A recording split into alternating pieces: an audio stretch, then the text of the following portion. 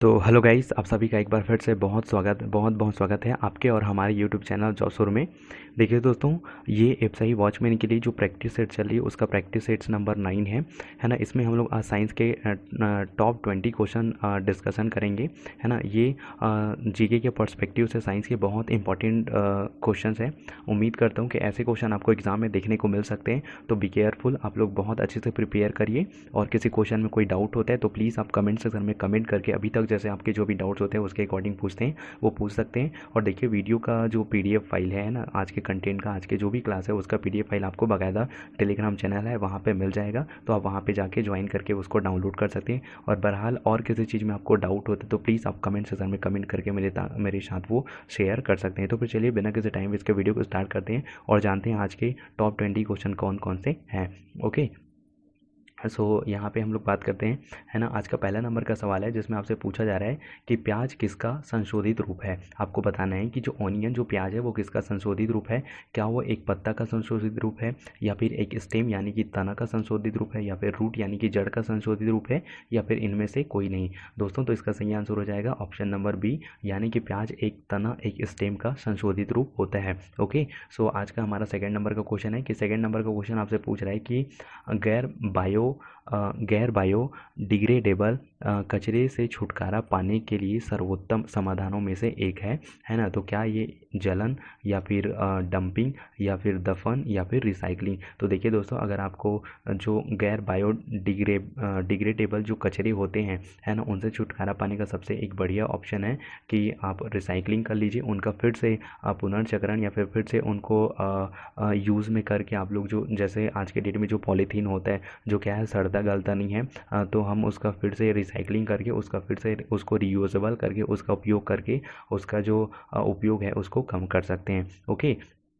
आज का third number का सवाल है। थर्ड नंबर का सवाल है, यहाँ पे आपसे पूछा जा रहा है कि पोषक तत्वों के अलावा हमारे शरीर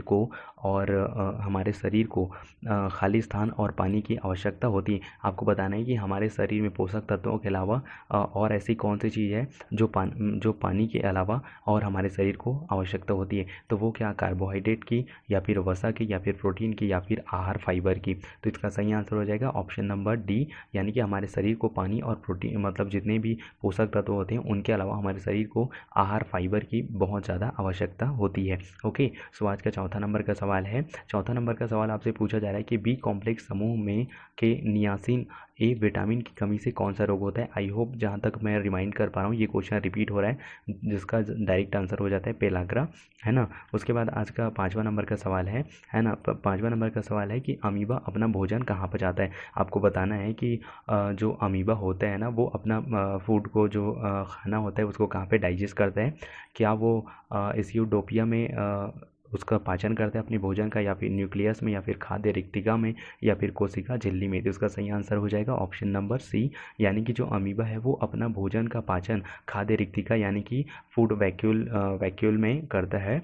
ओके, आज का छठवां नंबर का सवाल है। छठवां नंबर का सवाल बिल्कुल बहुत ही अच्छा है ना। प्रश्न छठवां आपसे पूछ रहा है कि पान की बेल में किस प्रकार की जड़ बनती है ना। स्लीटर प्रकार की जड़ बनती है, या फिर चढ़ाई जड़ बनती है, या फिर चिपकी हुई जड़ बनती है, या फिर प्रोप्रूट, है ना, प्रोप्रूट यानी कि प्रो जड़ बनती है। इसका सही आंसर हो जाएगा ऑप्शन नंबर जो सी है, चिपकी हुई, यानी कि जो पान की बेल होती है ना, यानी कि जो पान की पत्ती होती है, यानी कि आप लोग जो खाने वाला पान है उन्हीं के बारे में यहाँ पे डिस्कशन हो रहा है। तो आपको यही पूछा गया था, जो पान होता है, पान की बेल में किस प्रकार की जड़ पाई जाती है। तो पान का जो पत्ता होता है, जो पत्ती होती है, उनमें चिपकी हुई जड़ पाई जाती है। ओके, सातवां नंबर का सवाल है आज का हमारा कि शरीर का कौन सा अंग कभी आराम नहीं करता। ये तो एकदम ज़्यादा, मैं अगर कहूँ ना तो एकदम लिटरली बहुत इजी क्वेश्चन है, आप सभी को पता होगा, है ना। तो आई होप आप इसका आंसर, अगर वीडियो को देख रहे हैं तो आप सही ज़रूर करेंगे, है ना। तो प्रश्न सातवां है कि शरीर का कौन सा अंग कभी आराम नहीं करता। क्या आंखें कभी आराम नहीं करती, या फिर अग्नाशय, या फिर लीवर, या फिर दिल। तो इसका सही आंसर हो जाएगा ऑप्शन नंबर डी, जो हमारा हार्ट है वो कभी भी आराम नहीं कर सकता, मतलब कभी नहीं करता। जब से हम पैदा हुए हुए रहते हैं तब से हमारे मृत्यु तक हमारा हार्ट कंटिन्यू काम करता है। आई होप आप सभी को ये पता होगा, क्योंकि अगर जिस दिन हार्ट हमारा काम करना बंद कर देगा, आई होप आप सभी को पता है कि मनुष्यों का उस दिन क्या हाल होगा। ओके, आज का आठवां नंबर का सवाल है, निम्नलिखित में से कौन सा जड़ परजीवी है। क्या फीकस परजीवी है, या फिर संतुलम जो है वो परजीवी जड़ है, या फिर कैस्कुटा जो है वो परजीवी है, या फिर यूफोर्बिया जो है वो है ना वो परजीवी है। तो इसका सही आंसर हो जाएगा ऑप्शन नंबर बी, जो संतुलम है वो एक परजीवी जड़ है। ओके, आई होप आप सभी को क्वेश्चन जो पसंद आ रहे होंगे। अगर कोई क्वेश्चन पसंद नहीं आती या फिर और कुछ डाउट होता है तो प्लीज़ आप कमेंट सेक्शन में कमेंट करके मेरे साथ शेयर ज़रूर करेंगे। So sorry guys. सो आज का यहाँ पे हमारा 9वां नंबर का सवाल है कि प्लेटलेट्स का अन्य नाम क्या है। आपको बताना है कि प्लेटलेट्स को और किस नाम से जाना जाता है। क्या प्लेटलेट्स को ल्यूकोसाइट्स के नाम से जाना जाता है, या फिर एरियोथ्राइट्स के नाम से जाना जाता है, या फिर प्लेटलेट्स के ही नाम से जाना जाता है, या फिर थ्रोम्बोसाइट्स के नाम से भी जाना जाता है। इसका सही आंसर हो जाएगा ऑप्शन नंबर डी, जो हमारे शरीर में जो ब्लड सेल्स होते हैं, जो रुधिर प्लेटलेट्स होते हैं ना, ब्लड प्लेटलेट्स होते हैं, उनको थ्रोम्बोसाइट्स के नाम से भी जाना जाता है। ओके, सो आज का 10वां नंबर का सवाल है कि प्रश्न 10वां है, बुद्धि दांत है। आपको बताना है कि बुद्धि दांत किसे कहा जाता है। पहला दाढ़ के दांत को, दूसरा दाढ़ के दांत को, या फिर तीसरा दाढ़ के दांत को, या फिर चौथा दाढ़ के दांत को, है ना। तो इसका सही आंसर हो जाएगा ऑप्शन नंबर सी, यानी कि जो तीसरा दांत का मतलब दाढ़ का दांत होता है उसे बुद्धि दांत भी कहा जाता है। ओके, सो आज का 11वां नंबर का सवाल है, रसायन शास्त्र में, है ना, रसायन शास्त्र में साबुन किसका लवण होता है ना। क्या फैटी एसिड का लवण होता है, या फिर ग्लाइकोल का, या फिर फास्फोरस का, या फिर अमोनियम कार्बोनेट का। इसका सही आंसर हो जाएगा दोस्तों option number A, fatty acid, यानी कि रसायन शास्त्र में जो फैटी एसिड होता है वो साबुन मतलब साबुन का लवण होता है ना। साबुन मतलब जो है फैटी एसिड का लवण होता है। ओके, सो आज का 12वां नंबर का सवाल है।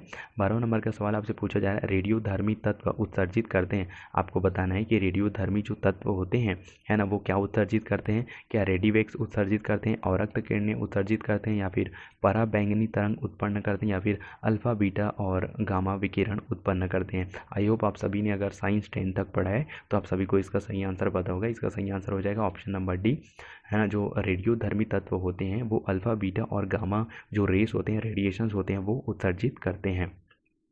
आज का 13वां नंबर का सवाल है, ग्लूकोज किसका एक प्रकार है। क्या पेंटोस शुगर का प्रकार है, या फिर हेक्सोस शुगर का प्रकार है, या फिर टेट्रोस शुगर का प्रकार है, या फिर डायोसोस शुगर का प्रकार है। तो उसका सही आंसर हो जाएगा दोस्तों ऑप्शन नंबर सी जो है, यानी कि ग्लूकोज है वो हेक्सोस चीनी का, हेक्सोस शुगर का वो प्रकार है। ओके, सो आज का 14वां नंबर का सवाल है कि, है ना, 14 नंबर का सवाल है कि खाली स्थान सीवेज उपचार का उप उत्पाद है और बायोगैस का उत्पादन करने के लिए इसे विघटित किया जा सकता है ना। तो क्या जो सीवेज है वो किसका, आपको बताना है किसका उप उत्पाद है। क्या वो सीवेज का उप उत्पाद है, या फिर कीचड़ का उत्पाद है, या फिर सीवर का, या फिर मैल का। जी हाँ दोस्तों, तो इसका सही आंसर हो जाएगा ऑप्शन नंबर बी, जो सीवेज है, सीवेज उपचार जो कीचड़ है, ये उसका एक प्रकार का बायोगैस का उत्पादन करने के लिए इसका विघटित किया जाता है। ओके, सो आज का 15वां नंबर का सवाल है ना। 15वां सवाल आपसे पूछा जा रहा है कि निम्नलिखित में से कौन सी अधातु द्रव अवस्था में अपरूपता प्रदर्शित करती है। क्या कार्बन अपरूपता प्रदर्शित करती है द्रव अवस्था में, या फिर सल्फर, या फिर फास्फोरस, या फिर ब्रोमीन, है ना। तो इसका सही आंसर हो जाएगा ऑप्शन नंबर जो बी है, यानी कि सल्फर जो है वो द्रव अवस्था में भी अपरूपता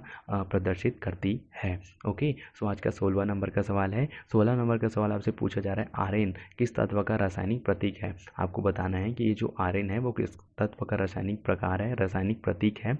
क्या वो रेडियम का रासायनिक प्रतीक है, या फिर रेडॉन का, या फिर रेनियन का, या फिर रुथेनियम का ये आर्यन है वो सिंबल है। इसका सही आंसर हो जाएगा ऑप्शन नंबर बी, रेडॉन का सिंबल होता है दोस्तों, मतलब जो प्रतीक होता है वो आर्यन होता है। ओके, सो आज का 17वां नंबर का सवाल है हमारा। तो 17वां नंबर सवाल आपसे पूछा जा रहा है कि निम्नलिखित में से कौन सा रासायनिक परिवर्तन नहीं है। आपको बताना है कि यहाँ पे जितने भी ऑप्शन दिए गए हैं उनमें से आपको बताना है कि जो दिए गए ऑप्शन है उनमें कौन सा एक रासायनिक परिवर्तन की प्रक्रिया नहीं है। क्या कागज़ का जलना एक रासायनिक परिवर्तन नहीं है, रासायनिक परिवर्तन की प्रक्रिया नहीं है, या फिर भोजन का पकना, या फिर पानी को भाप में बदलना, या फिर कोयले का जलना, है ना। तो इसका सही आंसर हो जाएगा दोस्तों पानी का भाप में बदलना। देखिए, पानी का भाप में बदलना इसलिए रासायनिक परिवर्तन नहीं है क्योंकि पानी पानी को जब भाप में परिवर्तित किया जाता है तो गर्म होने के बाद भी जो पानी का जो सूत्र रहता है वो H2O ही रहता है,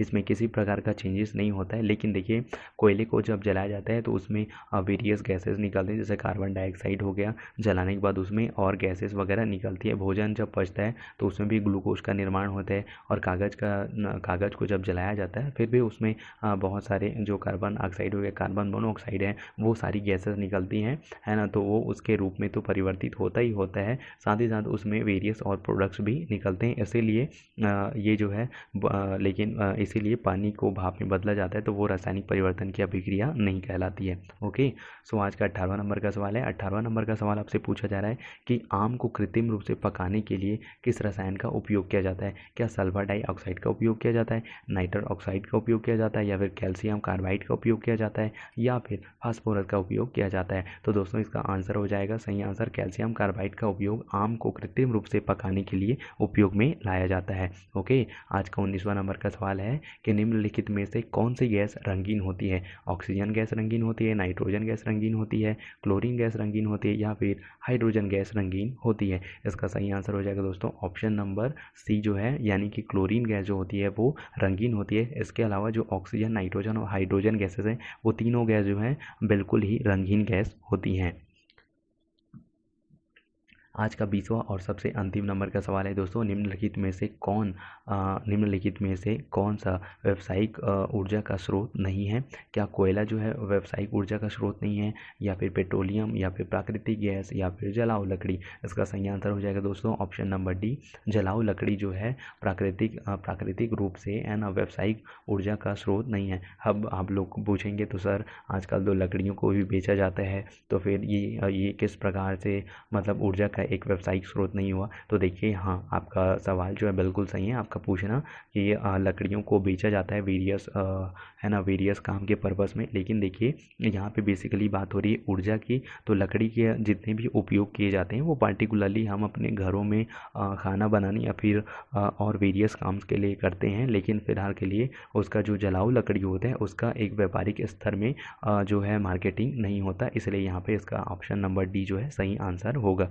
तो आई होप यार आज के जितने भी क्वेश्चन मैंने आपको साइंस के बताए टॉप 20 क्वेश्चन, आई होप आप लोग के लिए जो एग्ज़ाम्स है उसके लिए हेल्पफुल रहेंगे, और मैं उम्मीद करता हूँ कि आपके क्वेश्चन का आज का तरीका है वो भी पसंद आया होगा। अगर प्लीज़ पसंद आया तो एक लाइक बनता है ना, बहुत मेहनत लगती है यार आप लोग एक कंटेंट लाने के लिए, तो प्लीज़ अगर मेहनत आपको पसंद आई तभी आप वीडियो को लाइक करें और चैनल को सब्सक्राइब करें, बाकी फिर आपकी मर्ज़ी। तो फिर चलिए दोस्तों मिलते हैं और नई वीडियो में, तब तक सबको bye bye, have a great day, जय हिंद, वंदे मातरम।